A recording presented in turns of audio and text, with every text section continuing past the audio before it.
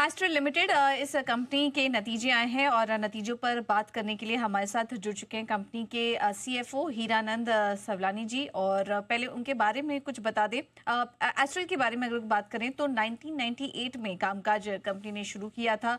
देश में plastic pipe की दिग्गज निर्माता है और 31 से ज़्यादा देशों को ये एक्सपोर्ट भी करती है। तो ये रहा कंपनी के बारे में। और हमारे साथ इस वक्त हीरानंद सावलानी जी भी मौजूद हैं। इन्होंने बीकॉम, सीए, सीएमए और एलएलबी किया है और इसके अलावा गोल्ड मेडलिस्ट और all India ranker chartered accountant हैं। 26 सालों से ज़्यादा का अनुभव है। सर, बहुत बहुत स्वागत है आपका शो में। एस्ट्रल लिमिटेड के नतीजों की इस बार बात करें तो थोड़ी कमज़ोर नंबर्स देखने को मिले हैं ऑपरेशनली फ्रंट पर, स्पेशली अगर बात करें तो। और आपका कहना भी है कि इस बार पॉलीमर इंडस्ट्रीज़ में डिमांड सिनेरियो भी थोड़ा कमज़ोर नज़र आ रहा है। सर, क्या कुछ वजह आप देख रहे हैं जिसकी वजह से डिमांड आपको वीक नज़र आ रही है? देखो, ओवरऑल डिमांड काफी वीक था ये क्वार्टर के अंदर। पिछले 2-3 क्वार्टर से एक तो गवर्नमेंट का स्पेंडिंग रिड्यूस हो गया है।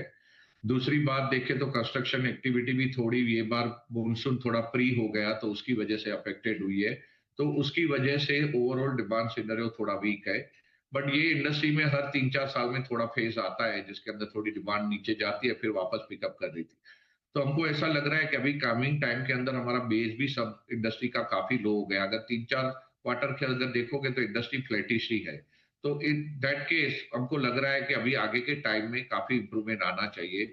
जुलाई की शुरुआत तो काफी अच्छी हुई है कि जिसके अंदर हमारा 30% वॉल्यूम भी आया हुआ है। इवन एडेसिव बिजनेस के अंदर भी 30% ग्रोथ किया हुआ है। तो कहीं ना कहीं लग रहा है कि थोड़ा इंप्रूवमेंट तो आया हुआ है। हालांकि बेस लो होने की वजह से 30% ग्रोथ के नंबर को हम एक्स्ट्रापोलेट अभी नहीं कर सकते हैं। वी हैव टू वेट, 1-2 महीने और भी वेट करेंगे और उसके बाद पता चलेगा कि ये डिमांड सिनेरियो सस्टेन होता है कि उसमें कुछ चैलेंज आती है। तो ओवरऑल तो लग रहा है कि अभी पिकअप यहाँ से शुरू हो जाना चाहिए। ये कोई लंबे टाइम के लिए कोई ऐसा इंडस्ट्री में कभी होता नहीं है, टेम्पररी है, तो यहाँ से बाहर निकल जाएगी industry. Alright. Sir, good morning, Neha this side. EBITDA margin हमने देखा 195 बिप्स घटा है सर इस क्वार्टर में। कब तक आपको लगता है कि ये मार्जिन्स में टर्न अराउंड देखने को मिलेगा और पुराने लेवल्स तक आएंगे सर? तो नेहा जी, अगर आप देखोगे तो इसके अंदर 25 करोड़ का हमारा इन्वेंट्री लॉस है, क्योंकि पॉलीमर अगर वाई ऑन वाई बेसिस पे देखोगे तो 14% डाउन हुआ है और क्वार्टर ऑन क्वार्टर बेसिस पे भी 5-6% डाउन। तो उसकी वजह से इन्वेंट्री पे लॉस आया हुआ है। तो उसकी वजह से ये मार्जिन पे प्रेशर लग रहा है। अगर हम उसकी इफेक्ट को निकाल देते हैं तो मेरे हिसाब से मार्जिन में कोई चैलेंज नहीं है। आगे जाके ये इन्वेंट्री लॉसेस खत्म हो जाएंगे तो मेरे को नहीं लग रहा है कि Q2 से ये चैलेंज आएगा। तो मार्जिन तो इन लाइन ही हो जाएगा। मार्जिन में कोई वरी नहीं है हमको। जिन भी आने वाले समय में यहाँ पर सुधार ही देखने को मिलेगा। ऑलराइट। सर, आपके कुछ सेगमेंट में कमज़ोर प्रदर्शन हुआ है, जैसे कि पाइपिंग डिवीजन की बात करें तो, लेकिन कुछ सेगमेंट वहाँ पर अच्छा प्रदर्शन भी है। जैसे एडहेसिव कारोबार की बात करें, वहाँ पर ग्रोथ है। पेंट बिजनेस करीब 20% से ग्रो किया है आपका। तो क्या कुछ सेगमेंटल वाइज अगर बात करें, प्रदर्शन कैसा रहा है, किस सेगमेंट में अच्छा प्रदर्शन देखने को मिला और फ्यूचर एक्सपेक्टेशन क्या है आपकी? आप देखोगे तो सभी सेगमेंट ने बहुत अच्छा परफॉर्मेंस किया है। हमारा यूके जो पिछले 3-4 क्वार्टर से ग्रो नहीं कर रहा था, वो भी अभी 7.5% ग्रोथ पे आया हुआ है। अगर आप बाथवेयर देखोगे तो वो भी हमारा 25% ग्रोथ पे है। अगर पेंट देखोगे तो वो भी 20% ग्रोथ किया हुआ है। पॉलीमर की वजह से खाली पाइप के अंदर आपको डी ग्रोथ लग रहा है। अगर पॉलीमर अभी यहाँ से स्टेबल हो जाएगा तो पाइप में भी वापस ग्रोथ शुरू हो जाएगा। तो हमको कहीं पे भी ग्रोथ रिलेटेड चैलेंज नहीं लग रही है। तो उसकी वजह से ऐसा लग रहा है कि आगे के क्वार्टर में उसका बेनिफिट दिखाई देगा क्लियरली नंबर के अंदर। सर, कौन सा सेगमेंट पे आप ध्यान देंगे, क्योंकि वैसे तो हम देख रहे हैं कि सारे सेगमेंट्स ने ही अपने हिसाब से कुछ ठीक ठाक ग्रोथ यहाँ पर दी है। और आपने कहा कि पॉलीमर की डिमांड भी इवेंचुअली वापस लौटेगी। फ्यूचर एक्सपेक्टेशन क्या है सर अलग अलग सेगमेंट से?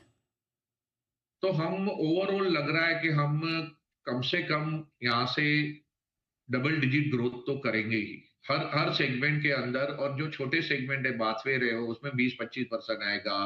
पेंट है, वो छोटा सेगमेंट है, तो उसमें भी 20-25% ग्रोथ आएगा। एडेसिव के अंदर भी 15% के आसपास का ग्रोथ लग रहा है। तो ओवरऑल एक बार पॉलीमर सेट हो जाएगा तो पॉलीमर मेन हमारा जो बिजनेस है, साइजेबल रेवेन्यू वहीं से आती है। तो उसके अंदर भी हमको लग रहा है कि हम लोग आराम से 10 से 15% तो ग्रोथ इजीली कर लेंगे। सर, हाल फिलहाल में आपने कुछ अपनी प्रोडक्शन कैपेसिटी में भी बढ़त की है और अल अजीज प्लास्टिक इसका भी अधिग्रहण किया है। कब तक लग रहा है आपको ये आपके प्रॉफिट्स में इसका योगदान दिखना शुरू होगा? और क्या मेरे ख्याल ऐसे से कुछ और प्लान्स जी, एक्विजिशन हाँ, की मेरे और योजना के प्लान्स हैं आपके? हम मेरे को लग रहा है कि अगले एक आध क्वार्टर के बाद अलाजीज में भी ग्रोथ शुरू हो जाएगा, क्योंकि अभी हम लोग रिस्ट्रक्चरिंग कर रहे हैं पूरे ऑर्गेनाइजेशन को, पूरी पूरी सिस्टम में चेंज हो रही है, पूरे सॉफ्टवेयर सब हमारे एस्टाल के हिसाब से डिजाइन हो रहे हैं वहां पे। तो पूरी टीम को अलाइन कर रहे हैं, तो उसके अंदर थोड़ा नॉर्मली कोई भी एक्विजिशन के बाद 2-3 क्वार्टर तो कम से कम इसी में चले जाते हैं। तो मेरे को लग रहा है कहीं ना कहीं एक आध 2 क्वार्टर के अंदर वहां पे भी अच्छा खासा ग्रोथ पिकअप हो जाएगा, क्योंकि इस कंपनी के पास गैस की भी अप्रूवल है, गैस के अंदर वेरी लिमिटेड कंपनियां हैं। तो जिस तरह से गैस का यूसेज बढ़ रहा है कंट्री के अंदर, तो यहाँ पे भी हमको लग रहा है आगे जाके अच्छा अट्रैक्शन मिलेगा। लेकिन उसके लिए एक आध 2 क्वार्टर और वेट करना पड़ेगा, उसके बाद हमको लग रहा है बहुत ही अच्छा इंप्रूवमेंट आ जाएगा। उस सबसे बड़ी बात यह है कि हमने अभी हमारा जो बैकवर्ड इंटीग्रेशन किया है, जो हमारा मेन पॉलीमर है सीपीवीसी, उसके अंदर हमने बैकवर्ड इंटीग्रेशन किया और हम लोग 120 करोड़ रुपए लगा के हम लोग खुद का रेजिन बनाने जा रहे हैं सीपीवीसी में। वहां से हमको एक्सपेक्टेशन बहुत ज्यादा है, क्योंकि आज की तारीख में इंडिया में भी जो माल मिल रहा है वो इतना स्टैंडर्ड क्वालिटी का नहीं मिल रहा है, तो हमने खुद का बैकवर्ड इंटीग्रेशन से हमको अच्छी क्वालिटी मेंटेन हो जाएगी। दूसरा ये है कि नया जी अगर आप देखोगे ना, तो हमको 2.5 से 3 महीना मिनिमम सीपीवीसी की इन्वेंट्री मेंटेन करनी पड़ती है, क्योंकि हम लोग डिपेंडेंट है इंपोर्ट के ऊपर। अगर हम खुद का ही बनाना चालू करेंगे तो वो 2.5-3 महीने की इन्वेंट्री रखने की भी जरूरत नहीं पड़ेगी। तो हमारा इतना सारा वर्किंग कैपिटल सेव हो रहा है, उसमें से हमारा प्लांट ही फ्री हो जाएगा। तो हम लोग बैकवर्ड इंटीग्रेशन में जा रहे हैं, वहां से हमारा मार्जिन भी काफी एक्सपांड होगा।